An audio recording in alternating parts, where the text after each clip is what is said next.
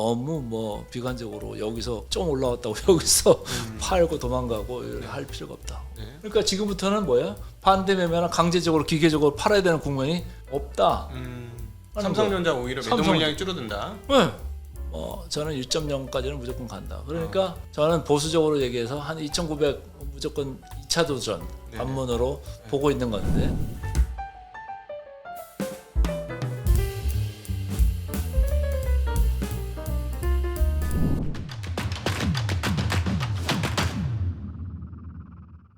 한국이 지금 이제 1차 회복, 1차 관문을 통과했다 이렇게 표현해서 2,600대 중반까지 왔다 이렇게 말씀해 주셨는데 그럼에도 불구하고 많은 분들이 여전히 한국에 대한 신뢰감이 굉장히 떨어집니다. 네.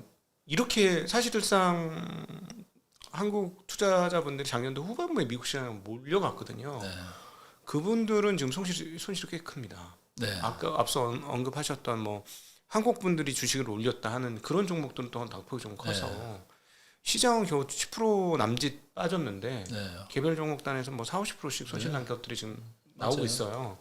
정말 깜짝 놀랄 정도인데 그럼에도 그런 분들조차 하는 얘기가 그래도 미국이 낫다. 미국에는 이제 화끈한 주식, 아주 팬시한 주식들이 많잖아요. 네. 각 업종이나 뭐 부문에서 세계를 그야말로 끌고 가는 이런 주식들이 많으니까 프리미엄을 그래서 계속 받고 있는 거잖아요. 그렇죠. 세계 돈들이 다 몰리고 걷다가 플러스해서 포머까지도 네. 갖다가 겨들어지니까 막 받고 더 뭐 이런 식으로 이제 주가가 올라갔던 건데 결국은 뭐가 백업이 돼야 돼요? 실적이 네네. 백업이 돼야 되는데 PER, 포워드 PER이 뭐 100이 넘어가고 150이 가고 네. 이런 주식들은 견딜 수가 있을까요? 제가 25년 전에 삼성증권에서 네. 그때 코스닥 팀장을 했었는데 네. 그때 이제 나스닥 버블, 코스닥 버블 이래가지고 막 난리칠 네, 때예요. 2000년, 98년, 99년, 2000년 그때죠. 네. 근데 제가 리포트를 쓰면서 다이어그램을 이렇게 표를 그려가지고 버블의 역사는 반복됩니다. 이렇게 올라갔던 버블은 이렇게 갑니다. 그래서 리포트 쓰니까 몇 시간도 안 돼서 다 뭐 한가 간 종목이 되게 많았어요. 그리고 심지어는 없어진 회사도 있고. 예. 근데 그래서 버블을 쫓아다니시는 분들, 그러니까 스프린트 50m, 100m 잘 뛰시는 분들은 뭐 할 수는 있으나 좋은 종목을 골라서 밤에 좀 편안히 주무시고 이렇게 하는 습관으로 가는 게 어떠냐. 네. 나이가 또 있으니까 또 이제 그런 것도 있겠습니다만 그렇게 해야지 맨날 뭐 쫓아다니다 보면 막 정신 하나도 없고 막 욕심 더 부리게 되고 레버리지 더 쓰게 되고 뭐 그렇게 되는 걸 많이 봤거든요. 그래서 아니 근데 그렇게 따지면 한국은 사실 금융주 몇 개 빼고는 투자할 게 없는 거 아닙니까? 왜냐하면 뻑하면 뒤통수가 빡 때리고 등에다 칼 딱 꽂고 진짜 막 짜증나는 경우 또 막 진짜 제가 그래 그것 때문에 외국인들한테 지난 25년 30년간 항상 괴로웠어요. 아니 니네 회사 니네 이거 네가 리포트 써가지고 회사 좋다며 얘들 근데 하는 짓 봐라 이거 가버넌스가 왜 이 모양이냐. 잠깐만 지금 최근 얘기가 아니잖아요. 최근 얘기가 지금 아니에요. 이 얘기를 하시는 게 15년 최근 전 뭐 2020년 동학개미 이후 얘기가 아니지 않습니까? 옛날부터 저는 회사를 이제 증권계에 들어온 게 89년 12월에 들어왔어요. 그래서 자본시장 개방을 1992년에 할 때 제가 국제부에서 개방하면서 영어 리포트를 쓰기 시작했는데 네. 그때는 뭐 싼 주식들이 뭐 너무너무 널려 있었죠. 그래서 상당히 많이 샀는데 어느 시점부터 코리아 디스카운트 얘기가 이제 많이 나왔잖아요. 그때 코리아 그때는 디스카운트는 우리가 알고 있기는 북한이잖아요.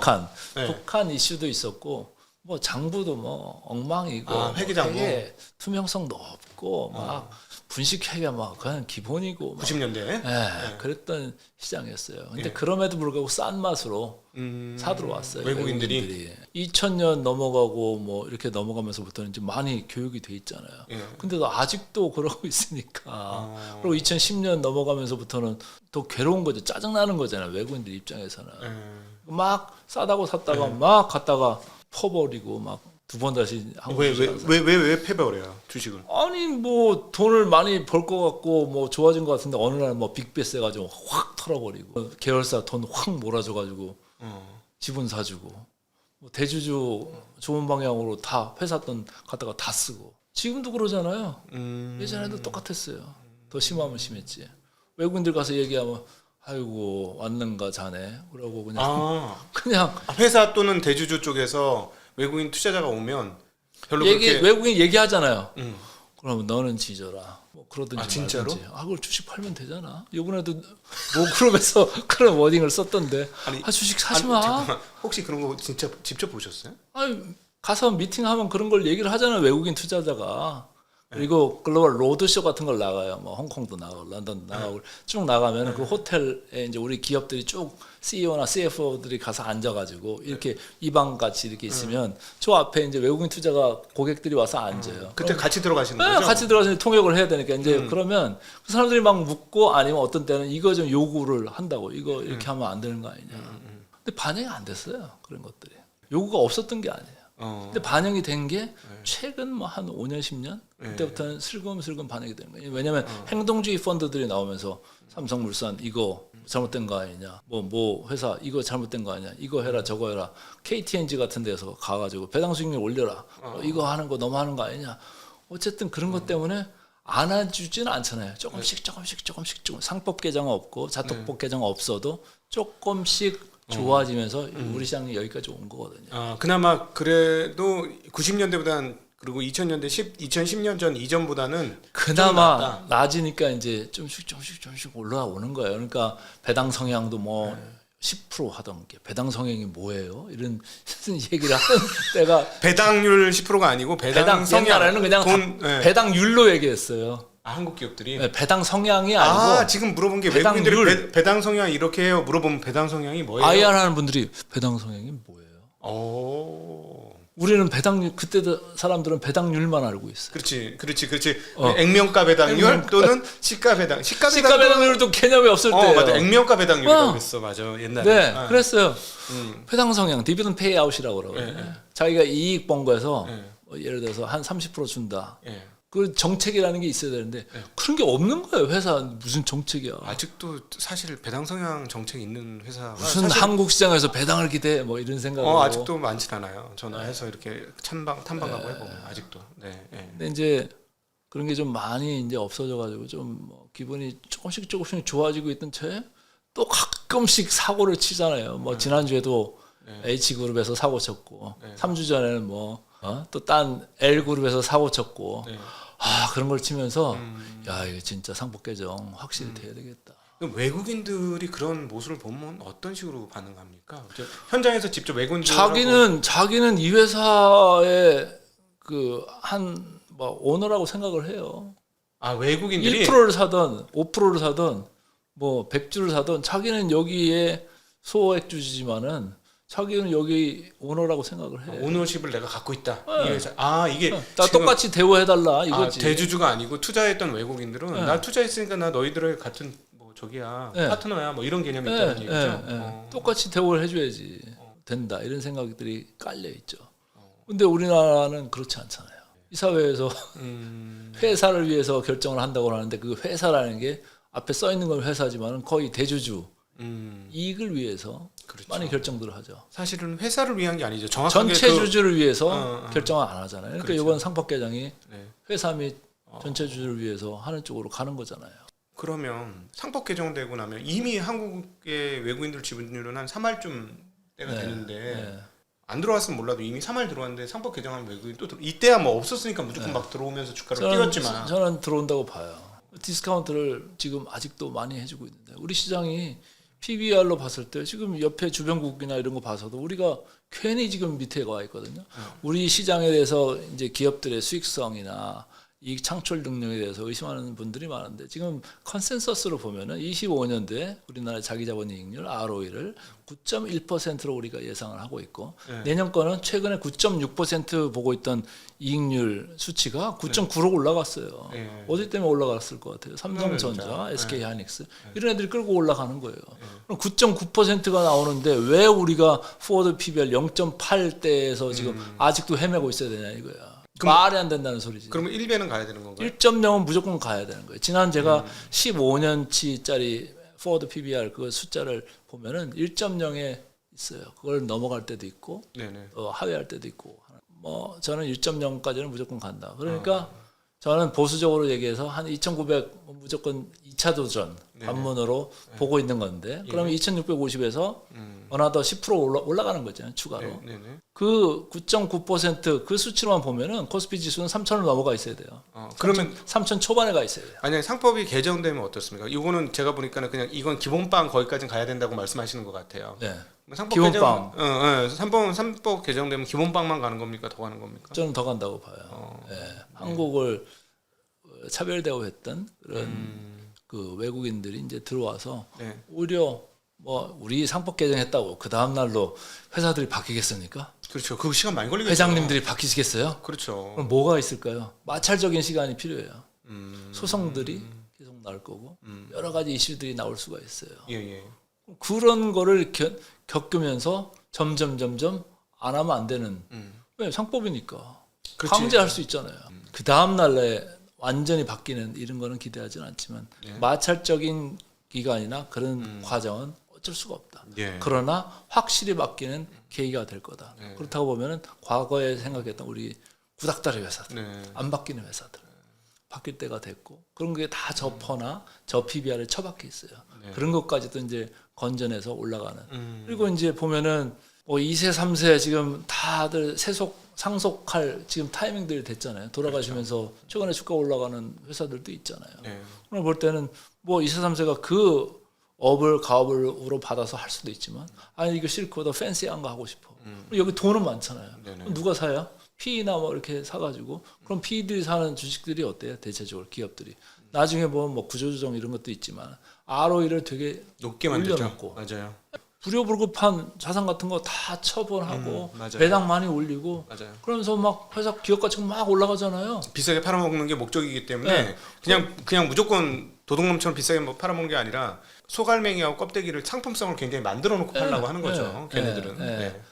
사실 프라이빗 에쿼티 때문에 뭐 이제 여러 가지 뭐 노조나 뭐 이런 거에 이제 마찰적인 그런 게 또 어쩔 수 없이 이제 일어나기는 하겠지만은 그게 바뀌는 하나의 큰 과정이 아니겠느냐. 그렇다고 볼 때는 우리 시장은 상법 개정이 마이너스 요인은 아니고 뭐 싸움이 노이즈가 나면 날수록 오히려 시장은 더 강해질 거다. 더 건전해질 거다. 이렇게 보는 거예요. 어쨌든 지금 1차 관문 2,600을 이제 말씀을 하셨고 2차 관문으로는 PBR 1배인 포워드 기준으로 한 2,900선입니다. 이제 거의 PBR이 계속 올라가가지고. 2,900은 제가 이제 보수적으로 보는 거고 진짜 포워드로 1.0을 가려면은 3,000이 조금 넘어가요. 오히려. 오히려 넘어가요. 넘어가줘도 돼요. 근데 이제 우리가 그런 거 있죠. 애널리스트들이 뭐 컨센서스를 한다고 하지만 뭐 형성한다고 하지만 그게 반드시 맞는 것도 아니거든요. 연말 가면 또 후려치고 생각보다 안 나는 경우도 많고 3분기까지 잘 나오다가 4분기 막 보너스 주고 막 후려치고 막 이러면서 이익이 나중에 가서 결산하고 보면 생각보다 좀 덜 나왔는데 이런 것도 있어요. 그러니까 시장이 그런 거를 할인하면서 가긴 가요. 그런 걸 할인한다고 쳐도 뭐 2,900까지는 충분히 밸류에이션적으로 갈 수가 있고 아까 중국, 상해 그리고 대만, S&P를 봐더라도 지난 1년간 우리가 수익률 격차가 여전히 10에서 15%포인트 정도는 차이가 난다. 그러면 보수적으로 10%만 보더라도 2,650에서 2,900은 그냥 갈 수 있는 그런 근거가 있는 거예요. 우리 시장이 뭐 반도체 돌면은 다 소부장단 다 좋아지고 다 좋아지는 그런 구조잖아요. 너무 뭐 비관적으로 여기서 그리고 좀 올라왔다고 여기서 팔고 도망가고 할 필요가 없다. 오히려 삼성전자 같은 경우는 지금 번 사람들보다는 물론 주가는 올라왔습니다만 손해 본 분들이 많을걸요. 그렇겠죠. 여전히 7, 8만 원대 여전히. 가장 많이 매입을 하셨을 텐데. 근데 이제 아까 외국인들이 과거 49,000원까지 밀 때는 그들이 1년 7개월 동안 샀던 평균 단가 대비 마이너스 한 35%까지 빠졌던 거예요. 그러니까 기계적으로 계속 강제로 반대 매매를 지들도 당하고 있던 거였는데 지금은 어떻게 됐어요? 마이너스 10% 후반대로 올라왔어요. 주가가 올라왔잖아요. 그러니까 지금부터는 뭐야? 반대 매매나 강제적으로 기계적으로 팔아야 되는 국면이 없다. 삼성전자 오히려 매도 물량이 줄어든다. 이제는 강제로 매도할 필요가 없는 거예요. 네네. 오히려 자꾸 사 들어올 거다. 그래서 저는 지분율이 지금 23년 초까지만 간다고 쳐도 삼성전자를 외국인들이 10조 이상 사야 될 거다. 그러면 삼성전자 외국인들이 10조 이상 사 들어오죠. 지금 자사주가 매월 1조씩 산다니까요. 지금 한 1조씩 6조 매월. 남았어요. 네네. 16조. 이거 16조 사는 동안 개인들은 팔고 나갈 수 있는 기회가 얼마든지 있다. 네. 뭐 지금 급하게 팔 필요가 뭐 있는지. 네. 정 팔고 싶으면 조금씩 팔든지 이렇게 해야지 여기서 다 팔고서 그냥 손 빨고 있을 필요가 없다. 예, 예. 그리고 위에서 사가지고 많이 터진 분들이 있을 거잖아요. 네네. 그럼 오히려 좀 저가 매수로 임하셔가지고 물을 좀 타셔서 하는 게 좋은 거 아니겠냐. 단가를 좀 네, 낮춰놔라. 단가를 주는 거. 그리고 SK 하이닉스도 최근에 시티증권에서 리포트 나온 거 보니까 제목이 재밌어요. 지금 봄이 왔잖아요. 네. 날씨가 덥더라고요. 어제 날에 보니까 막 20도도 넘어가고 그런 것 같은데 Spring is coming. 네. 목표 주가들을 세게 썼더라고요. 그래서 이게 확실히 메모리 쪽에서 가격 도른 거에 대해서 리포트가 다 말해주고 있고 최근에 우리나라 컨센서스를 봐도 뭐 계속적으로 목표 주가를 하이닉스는 조금씩 올리고 OP 네. 추정하는 것도 조금씩 올리고 그나마 정중 동였던 게 삼성전자였는데 삼성전자도 급기야는 모건스탠리에서 확 30-40% 올려버렸잖아요. 네네네. 조종사자 같은 역할을 하던 친구였는데 이걸 갑자기 왜 올릴까? 결국은 시장이 바뀌고 있다. 네. 네, 그런 거죠. 네네. 오늘도 여전히 뭐 한국 시장 뭐 여전히 괜찮다. 근데 제가 이렇게 보면은 네. 아주 그 낙관적으로 생기지는 않았어요. 저는 이제 좀 꼼꼼하고 좀 이렇게 좀 따지는 스타일인데 저는 과거에 뭐 우리 지수 3,300 넘어가고 막 그랬을 때 방송을 이렇게 가면 막 진행자들이 막 신나가지고 뭐 4천 갑니까? 뭐 어쩌고 이런 질문들을 막 해요. 그럼 저는 되게 시니컬하게 얘기했어요. 근데 이제 그때 무슨 얘기를 했냐면 우리가 일상생활에서 우리가 정기분포도를 그려놓고 보면 대체적으로 플러스 마이너스 1시그마, 플러스 마이너스 2시그마, 네. 플러스 마이너스 3시그마 안에서 웬만하면은 네. 모든 일이 일어나요. 그러니까 우리가 개헌 같은 거 나오는 거는 이 기강력에 있는 사건이 발생을 하는 거거든요. 우리가 생각지도 못하는 평소에 생각지도. 근데 그때 우리 지수가 3,300 가고 막 이렇게 갔던 거는 저는 그때 방송에 가서 그랬어요. 이게 플러스 2.5 시그마 내외 어디서 지금 네. 이게 우리의 평상시에 나오기 힘든 그런 구간에 지금 처해 있다. 그래서 이 지수가 버텨내기 쉽지 않다. 그때 개인들이 삼성전자를 질러가지고 계속 샀잖아요. 91,000원 갔었죠. 9만 원대 외국인들이 갔죠. 계속 팔면서 네네네. 그 물렸던 걸 지난번에 올라갈 때 개인들이 다 털고 도망간 거 아니에요. 그렇죠. 잘했죠. 네. 그다음에 몇 년 고생했잖아요. 다시 이제 거의 1000포인트까지 밀렸었잖아요. 지수가. 그렇죠. 1000포인트 넘게 2200 깨졌었어요. 네. 그 고통을 견뎌 왔잖아요. 그래서 제가 볼 때는 시간이 지나면 이 광란의 시기가 넘어가고 물이 빠지고 나면은 옥석을 갈 수가 있어요. 예. 지금 볼 때는 우리는 이미 매도 공포를 다 지나왔다. 네. 저는 이제 매도 공포 외국인들 특히 이제 숫자를 트래킹을 많이 하는데 네. 외국인 숫자를 볼 때 이제 많은 전문가분들이나 이런 투자자분들이 현물 외국인 현물을 뭐 3천억을 팔았네, 5천억을 팔았네, 1조를 팔았네 이것만 말씀하시는데 저는 항상 선물도 봐요. 예. 누적 기준으로. 그것도 당일도 보지만 이걸 한 10일 정도로 누적해서 현 선물을 해서 봐요. 근데 최근에 보면 거의 어마어마하게 팔았어요. 10일 기준으로 2월 28일 날 단일 하루만 봐도 3조 이상 현선물을 순매도를 했어요. 예. 찾아보시면 다 보일 거예요. 그리고 거기서부터 10일 정도로 해서 거래일 기준으로 10일이죠. 봤을 때 8조 이상을 순매도를 때렸어요. 외국인이. 선물 매수했다가 현물 플러스 선물을 매도를 누적 기준이죠. 1월 28일 2월 28일. 2월 28일. 2월 28일 날 엄청 많이 때렸잖아요. 네네. 3조 이상 때렸고 3월 달에 들어와서도 초반 9거래일 정도를 그렇게 계속 갖다 때렸어요. 근데 2월 말부터 계속 팔았다는 얘기시죠? 외국인들. 근데 우리 시장 어땠어요? 올라왔잖아요. 고개를 들었어요. 예. 그 제가 볼 때는 이거 참 세게 올라가겠다 또. 그러니까 지금 다시 한번 정리를 해보면 2월 28일 이후로 외국인들이 현설물 간의 동시 매도, 순매도를 꽤 많이 했다. 누적으로 8조 이상으로 했는데 누조를 많이 했는데 그 시장을 아마 이렇게 해석할 수 있겠죠. 그때 미국 시장이 깨지기 시작했으니까 아마 외국인들이 미국 시장 깨지는 거 보면서 같이 매도를 때렸는데 한국 시장이 다 받아내면서 버텼어요. 버텼다는 거죠. 네. 네네. 그래서 2,500 깨지고 내려갈 것 같은 생각들을 사람들이 했을 수가 있는데 저는 모 방송국 아침 방송 가가지고 라이브로 무조건 여기서 줍줍 해야 됩니다. 예, 이거 다시 가면 올라갑니다. 네네. 이런 얘기를 했죠. 왜? 외국인이 너무 많이 팔았기 때문에. 그런 걸 우리는 과매도라고 하죠. 네. 주머니 외국인도 비었다. 선물이라는 게 예를 들어서 3만 계약이나 4만 계약 그러면 밑으로 또 3만 계약이나 4만 계약 이 레인지들이 각자가 가지고 있어요. 그걸 다 모아보면은 뭐 대체적으로 3만 4만이면은 서요. 근데 더 팔아버리면은 채워놔야 되잖아요. 예. 근데 요번에 그럼 올라오는 게 외국인들이 선물을 지금 먹고 있느냐? 아니에요. 선물 터져가지고 터진 거 지금 커버하면서 올라오는 거예요. 네. 급하게 사잖아요. 그러니까 평균 때가 지수로 보면 한 2,630선 이 정도가 그들의 선물 포지션이 거의 이제 균형 상태예요. 예. 근데 저는 지난 7월 달까지는 이 현선물로 봤을 때 순매수 쪽이 많았었어요. 예. 그때만 해도 우리 시장이 잘 올라왔어요. 미국 시장도 좋았고. 미국 시장도 네. 좋았고 삼성전자도 계속 뭐 네. 고점 행해서 가고 있었고. 삼성전자 전망도 계속 좋았고. 뭐 어떤 때 많이 하면 10일 기준으로 10조씩 사고 뭐 이런 것들이 꽤 있었어요. 상법 개정해 준다고 네. 했었고. 근데 그 뒤로부터는 7, 8 들어왔었던 밑으로 막 두드러 패는 이런 국민이 많았어요. 네. 그렇게 패다가 급기야는 작년 11월, 12월에 엄청나게 두드러 팼잖아요. 네. 2,400도 막 더 하회하게 막 패고 그러다가 요번에 또 쓸데없이 너무 많이 팼죠.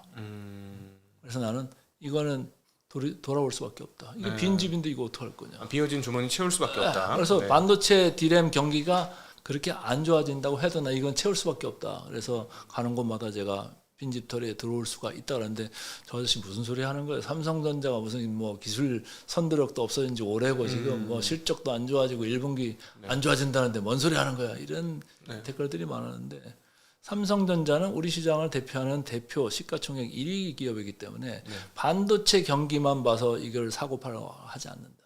현선물 거기에서도 나오는 파생 관련되는 수요도 있고 우리 시장을 살려면은 대표적인 그 벤치마크를 이기려면 삼성전자 안 사면 어떻게 이겨요 이거를? 이길 방법이 없잖아요. 그런 수요도 있다. 그런 걸 감안하고 한다면은 충분히 들어올 여지가 있다고 하는데 지난주부터 이제 세게 들어오는 건데 저는 여기서부터도 크게 뭐 밀려 내려갈 것 같지는 않아요. 그러니까 여기서 뭐 급하게 자꾸 팔고 뭐 이런 생각은 좀 당분간 유보로 하는 게 어떻겠느냐 이렇게 보는 거죠. 자, 오늘 더 프리미어 강간호 대표님 모시고 또 이제 선배한테 듣는 그 앞으로 우리의 미래 이야기를 한번 듣는 그런 시간이 되었습니다. 과거 특별히 오늘 옛날 그 경험하셨던 옛날 이야기 들으면서 한국이 뭔가 몇 가지만 풀리면 정말 좋은 자본시장에서 좋은 나라 그리고 세계적으로도 부러움을 당하는 그런 나라가 되겠구나. 마치 K-팝처럼 자본시장이 그런 대우를 받을 가능성도 없잖아 있겠구나 하는 그런 희망을 가져봅니다. 만들어 가야죠. 예, 35년간 디스카운트에 눌려 있으셨던 우리 강간호 대표님께서 변화가 가능하다. 35년을 눌려 있었음에도 불구하고 굴하지 않으시고 변화가 가능하다고 말씀하셨으니까 25년을 눌려 있었던 제가 또 열심히 해서 한번 이 디스카운트를 프리미어로 한번 바꿔보는 역할을 한번 해보도록 하겠습니다. 오늘 귀한 시간 만들어주신 우리 강간호 대표님께 감사드리고요. 고맙습니다. 네, 함께해 주신 모든 시청자분들께도 감사 인사드리겠습니다. 인사드립니다. 고맙습니다.